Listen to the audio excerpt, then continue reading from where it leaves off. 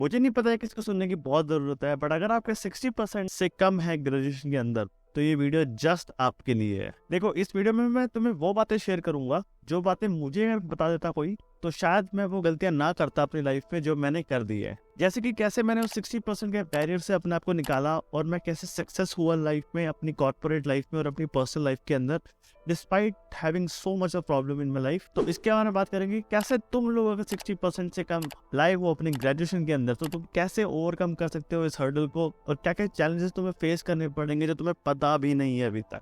Hello Kings, मेरा नाम है निर्भित और I help students in business, finance and development. If your interest lies in here, do subscribe this channel.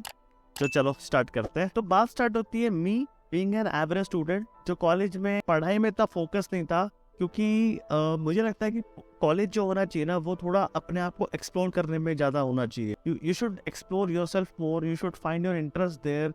But ये video education system के ऊपर नहीं है। This video is about 60%। Focus on this word 60%।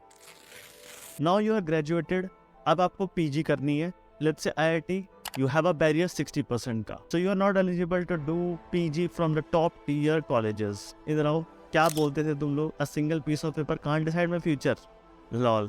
चलो मूविंग ऑन, तुम्हें PG नहीं करनी, अब तुम्हें इंडियन एयरफोर्स ज्वाइन करनी है, एफकैट का पेपर देना है। लो जी 60%। चलो मान लिया अब तुम एयरफोर्स भी नहीं कर रहे, अब तुमने सोचा कि तुम बैंकिंग के पेपर दोगे, ठीक है।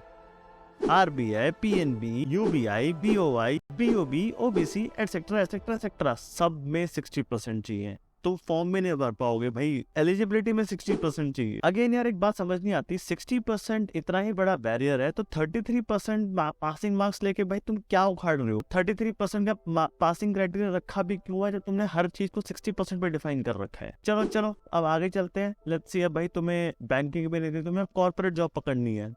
आज टीसीएस की रिक्वायरमेंट देखने के लिए, ये देखो टीसीएस में भी 60% चाहिए। और टीसीएस छोड़ो, टीसीएस, विप्रो, इन्फोसिस, इन सब में कुछ पोजीशंस के लिए तुम्हें 60% ग्रेजुएशन में स्कोर करना ही करना पड़ेगा। तुम्हें पता है मेरे को एजुकेशन लोन तक नहीं मिला था इस चीज के ऊपर। I score 55% in my graduation और साफ साफ स्टडी लॉ वालों ने मेरे को मना कर दिया था कि अगर तुम्हारे ग्रेजुएशन में इतने कम है तो we can not take the risk कि तुम बाहर जाके पढ़ पाओगे, नहीं पढ़ पाओगे। और ये ऑडियो सुनो यार, आपका ना एकेडमी बहुत लो है यार, इतना लो थोड़ी है यार। अरे देखो 55 है और 65 है और कितना है, मतलब ज्यादा 70 कम होता है क्या ये?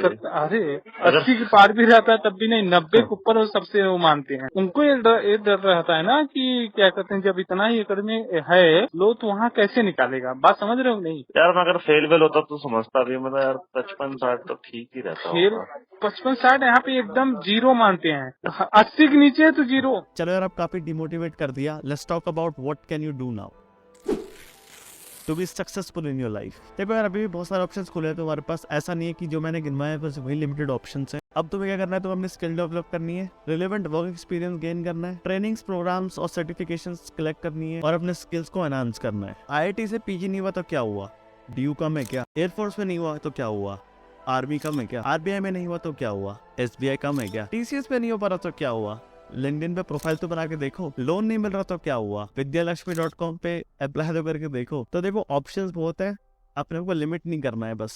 अगर तुम्हारे ग्रेजुएशन में 60% कम आया है तो बिल्कुल तुम्हारे करियर में लिमिटेशन बहुत आ जाएंगी, बट वो लिमिटेशन तुम्हारा बैरियर नहीं बननी चाहिए तुम्हारी ग्रोथ और तुम्हारी सक्सेस। और ये वीडियो आपको डिस्करेज करने के लिए नहीं, बल्कि आपको इस वीडियो को एज अ मोटिवेशन लेना चाहिए कि अगर आपने वो गलती कर दी, आपने अपना ग्रेजुएशन टाइम सीरियस नहीं लिया, तो अभी भी आपके पास बहुत टाइम है अपनी नॉलेज एनहांस करने का और अपने को प्रूव करने का। और इसका एक जीता जाता एग्जांपल मैं हूँ। मेरे भी बहुत कम थे कॉलेज में भी, इवन मेरे स्कूल से बहुत कम मार्क्स आ रहे हैं, but now I find my self very successful person, क्योंकि मैं जो चीज़ें कर रहा हूँ लाइफ के अंदर वो मैंने कभी भी एक्सपेक्ट नहीं करी थी कॉलेज के अंदर।